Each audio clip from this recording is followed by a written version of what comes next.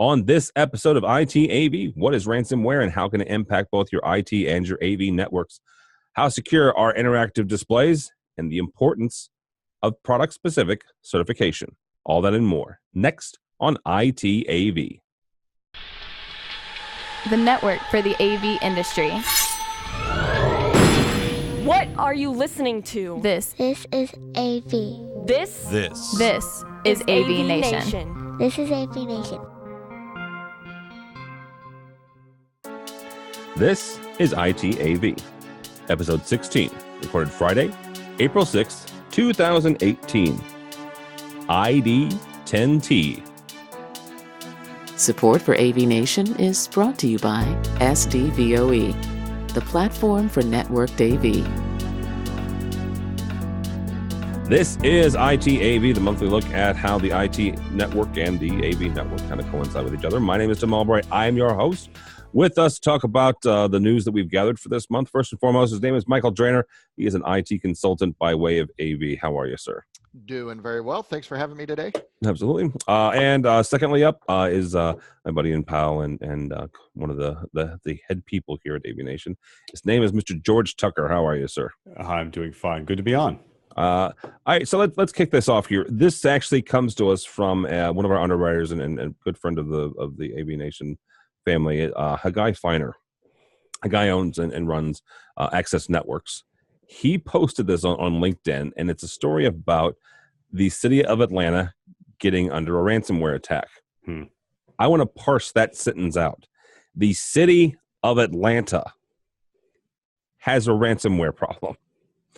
The city government. And if really quickly, if you're not familiar with what ransomware is, it's where somebody takes your data and doesn't let you have it until you pay them. Sometimes. So, the city of Atlanta has a ransomware problem. Nobody is immune. Well, that's the thing is, right? We've seen other folks, come under ransomware attacks and companies and this, that, and the other. I could be wrong about this, but this may be the first time a government body, a government entity has suffered. Michael, I'm going to start with you on this. When it comes to ransomware in general, what can integrators do, both for them and their networks as well as their clients to kind of mitigate this?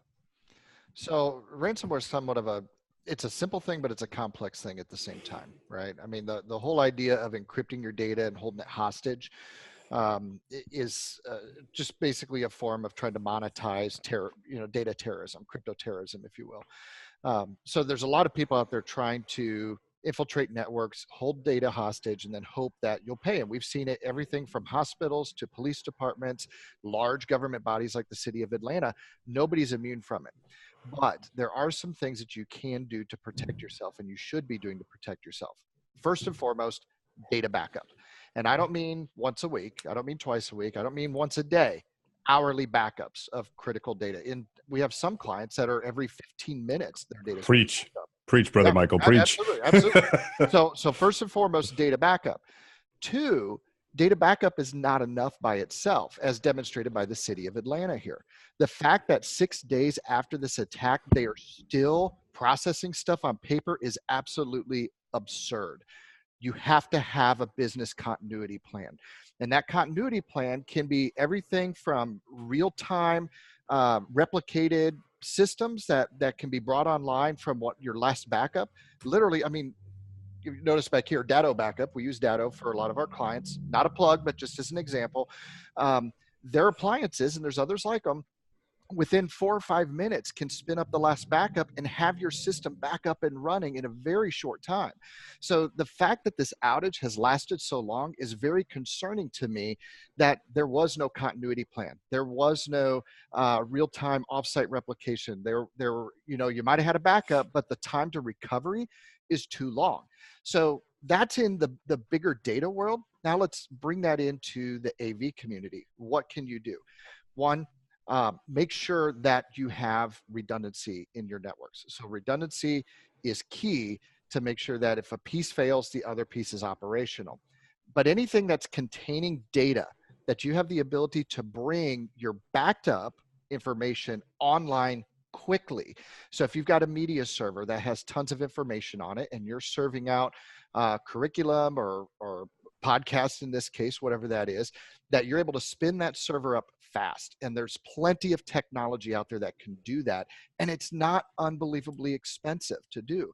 It just takes some time to properly plan and look for those vulnerabilities and make sure that you're able to keep your clients running when they need it most. All right, Mr. Tucker, from your standpoint, and not for nothing, but George also writes some columns for residential systems and other New Bay properties. When it comes to networking, what is it? What's a good strategy? Beyond is there a strategy beyond the backup, or is that really it? Well, okay. So you have the first answer is you can go draconian. Nobody gets out. Right? That's not everything that comes way. in Hang on. and nothing comes in. That's not practical, though, is it? Well, no, but I was getting there. Okay, so I'm telling a story. Let me go. So he always has to start on the worst, right? So, but isn't that not the way? Look, plan for the worst, hope for the best. Right. And the idea is, how did this virus get in? How did that code get in? Typically, ransomware comes in 2 or 3 ways, right? Usually it's from some kind of JavaScript that they either loaded from a web page they weren't supposed to go to and probably didn't have any kind of software or browser-based applet that identified suspicious or malicious code, or somebody got an email and clicked on it, right? It could have been spoofed. It could have been from the administrator saying, hey, I need you to verify something, click on this. So you've got to teach your people what is the weakest link in any network security system. It is the organic human being behind the keyboard. Exactly. It is the carbon-based item that is trying to control it. it's the ID-10-T error. The ID-10 people. Yes. ID-10-T. Yeah. So beyond backup, that's the worst case scenario. Something's happened. I need to get back online. Let's wipe and go back to where we were an hour ago, 15 minutes ago, a day ago. But you have to really invest in that. People need to be trained. Computers are ubiquitous. We think they're tools. We think they're toys. And yet there's so much malicious things that can happen. We could branch this out into IoT. That's another topic entirely. But when you have an insecure, unsecure system in which that kind of freedom is allowed, then you've got a problem. So do you sort of make a firewall system that also then lets users use only their own personal mobile devices on a subset of that network, right? Micro-segmented so they can only get out that way. You know, there's some stuff you need to do. You need to get web pages. You need to get medical information. You need to do the city business that works off of standard protocols. But it's a tough thing to figure, especially when we value our personal freedom so much and personal ability to find information. But when you're at work, those computers should not get to where they don't belong, period. Right. And if you have to lock them down, lock them down. What do you do when you get into medical? When you get a checkup, they stroll in with that computer on a cart or that little mobile thing. If those things aren't network secured and they're not on something really, really tight, I'd be concerned. I don't want them knowing that. Right. No. So just kind of relaying off or bouncing off of George here, prevention is key, right? Education, training, prevention is obviously the first step. But the second step is mitigation, right? So what happens when you do get attacked? Because you can't prevent everything. And I kind of talked about all that. But then finally is going to be the response plan. What's the response when it does occur? And George, you bring up a good point on security. And this is something that I do in my own home and I do for a lot of my clients. You lock out the outbound connections. How many firewalls are let, anything inbound or from the inside out is allowed to go? No, we lock all of that down so that only port 80 can go out from user desktops, port 80 and 443. We don't allow VPN connections unless it's implicitly allowed. Or port 23. Or yeah, exactly. Right. Or 22, for SSL. Yep. IoT devices are put on their own VLAN, and guess what? IoT devices aren't allowed out except to their specific services. So if you have a Nest thermostat, it's allowed to go only to Nest. It's not allowed to go anywhere else because it doesn't need to. So if that device does get infiltrated through some sort of worm, virus, whatever the case may be, the firewall's not going to let it go anywhere but where it's supposed to go, so it becomes useless to the hacker. They can't do anything with it at that stage of the game. Right. But we do deal with, civil service and corporate structures, or not corporate, but civil municipal structures in which they're doing it on the cheap dime. It's the lowest bidder, Yep. right? So Exactly. sometimes the lowest bidder means they get it in. Did it ping? Did it say that it pinged okay with this? Yep. And they leave it alone and they never look at it again. Half of them don't even have a firewall. I was true. at a municipality recently. It was literally just the charter cable modem that was there. And it's like they've got ports open, they're forwarding stuff in, and there is no stateful inspection firewall there whatsoever. Yeah. And so, it's no wonder this stuff happens. So forget even user training, forget backups. Let's just start with the fundamentals, right? Absolutely. All right. This is a strange little segue here, but we're going to make it anyway. A couple of weeks ago, we covered Digital Signage Expo, DSE, and several of the manufacturers there were demonstrating all-in-one displays, interactive displays, and the ability that the capabilities that these displays were giving folks, right? And they were showing them at Digital Signage Expo simply because these are commercial displays. They give you the opportunity to interact with them and get some data back and forth going. And it leads me to a question here. Whether it's a Microsoft Surface, which obviously is running a Microsoft operating system. You have LG, which is running typically an Android. You have Sharp, which is running an Android system. You have some that are running Linux. How secure are these displays, and how secure should they be? George, a lot of these interactive displays, by the nature of their capabilities, are internet-based devices, right? The whole selling point is, hey, you can connect these devices together and boom, bang, bomb, they're great, and we can push data to them down the network. When it comes to the network vulnerability of these devices, as folks are deploying them, whether it's for digital signage or it's for in a conference room, how secure are these, and how secure should they be? Wow. Well, I think for the most part, I think they are fairly secure because people have taken the effort to make sure. Because what's the first thing we fear with our content that's going to be publicly displayed is that someone's going to attempt to hijack it and subvert it. Right? We know this. If you're a leather shop and PETA wants to go after you and they find a way in, there's people who do that for them and for Greenpeace, and sometimes for good, but sometimes for really illicit ideas. They should be secure. Unfortunately, a lot of them try to use public cloud systems to transfer their data, which is not encrypted. Excuse me. It's not encrypted. We have to understand, just like before we spoke about with the ransomware, encryption is key.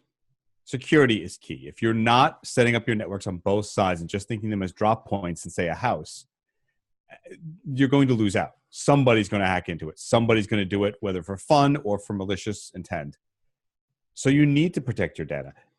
Look, if you're a big corporation and you say, hey, I want to welcome this Fortune 100 company to invest in us, and someone's able to hack those screens and tell them something they don't want to hear, hey, thanks for your oil spill, Sunoco. Good job. Yeah. It can be subtle as that. It doesn't have to be, expletives and curse words and graphic images. All it has to be is one little thing to make you really upset. So I think it goes without saying. This is the thing that I find when I was teaching for CEDIA and teaching basics and some of the advanced stuff of networking, nobody wanted to talk about security because it was too complicated, right? There's the encryption side, there's the public and private key side, there's understanding how all that stuff works. They just want to know how to set up and put their TiVo online. Mm-hmm. But even TiVo, well, not TiVo anymore, but what is it? I forget which one. One of the popular media server, content server guys actually has a hole in it as a bug that you can gain control of it. Was that the Plex server? It might be the Plex server. It's one of the other ones. I can't remember off the top of my head, but they're all, again, you've got an embedded operating system, say it's some flavor of Linux, but there's still an ability to attack the kernel fairly easily. Mm-hmm. Once you get in and you can change, you can change. So yeah, we need to be more attentive to it. I think the bigger players are, but what happens when you're a smaller integration firm that says, look, I've got these boxes that connect over the internet, I'm done. I set up a password. If that password is going over the wire or over the air in a very unencrypted form, you're done. Well, and that's not just the small integration firms, that's the big integration firms too. I mean, we stay very busy working with firms of all sizes doing just this, providing the connectivity and the security component because it's too much. And there's a story that's coming up here we're going to talk about in a minute with certifications in networking and education. And that's great that the industry is making those strides. But as you know, George, there's so many subsets within the IT industry. To be a specialist in any one of those areas takes a tremendous amount of self-study, takes a tremendous amount of dedication just to become proficient in one vertical within the industry. The AV integration community, we tend to be jacks of all trade. And if you follow the IT community, they tend to get very specialized. You have firewall specialists, you have Wi-Fi specialists, you have security specialists who are looking at more broad-based security. You got routing and switching specialists, and so on and so forth. Now, these people can cross-pollinate, but at the same time, they've got their niche. AV, we try to do it all. And the problem is that systems are getting too complex to be able to deliver reliably secure networks and infrastructure to our customers on a consistent basis. So from my perspective, the name of the game as an IT company, as well as for the AV guys, is partnerships. I partner with other companies that backfill where we lack. And I encourage the AV companies to do the same thing. You partner with a video company, you partner with a live production company. Why would you not partner with an IT company to bring in those resources? Don't try to do it on your own. True. I agree, man. If you can't do it, then bring in somebody. And whether that cuts into your margin or not, be safe, because your wallet and your sanity in the end will really thank you. Well, and I have a quick question here. This is going to be a little naive, but is security that hard where you couldn't dedicate one person in your group to be in charge of it? Because depending on the size of the integrator, let's start with that blanket statement, right? Because there are some integrators who don't have a Crestron programmer on staff, right? They sub that out. So absolutely, if that's where you are, then this is not for you. But there are others that have entire groups of programmers. There are some integrators that have an entire IT team for both internal and externally, right? Could you, if you're at that point, not dedicate at least one of your IT folks that says, you are our security expert? Now go and do whatever that means, whether it's get education or get the experience of doing it. Does that not make sense to you? Is that, or am I just am I too simplifying it? I think you can. If you have the resources, great. But what I'm finding is the vast majority don't have those resources. So it really, instead of trying to recreate the wheel every time, work with someone to develop those standards, right? Go find a partner integration firm that's non-competitive with you, that does have those IT resources, and sub them to come in and help you develop your best practices and standards, because it's a mindset. It's a layered mentality of, I want to make sure I've got all these parts and pieces right, but you don't want to create the wheel every time, because that's where you do need the security specialist. So if you come up with the standard MO that's going to meet the 80-90% of your client base's security requirements, great. Then you can just subcontract when you need that extra 10% when you're dealing with the Fortune 100 company that has Sarbanes-Oxley and PCI compliance requirements that are just, in a whole nother level. Yeah. All right. Well, Michael mentioned the other certification story we're going to do. This comes to us from twice.com. Control4 about a year ago rolled out their PCNA training. It's their program for the package line that they have. And here recently, they announced they had 1,000 registered users, not certified yet, but 1,000 folks have gone through this or are going through this program. Michael, I want to start with you on this. The way that Control4 is rolling this out, and what they have said publicly when we've interviewed them, when other publications have interviewed them, is that between 25 and 35% of their support calls were coming from network issues, right? And not necessarily the package network issues, but just network issues in general. This is even before they bought package. And so they rolled this out, honestly, to make sure that the dealers understood what they were doing when it came to networking. But do certifications like this that are, Control4 and package specific, but still teach overarching best practices. Do these matter when you start getting into corporate and Fortune 500 networks? That all depends. It depends on the company that you're going to work with. If you're talking about gaining employment with one of those companies versus contracting to one of them, the requirements can be very different. Here's what I'll say. Cisco has been a major player for many, many years. And one of the things that they did very well in the 90s and 2000s was training. So even if you didn't use Cisco products in your line of work, if you had a Cisco certification, that was very, very much accepted in the vast majority of corporate environments.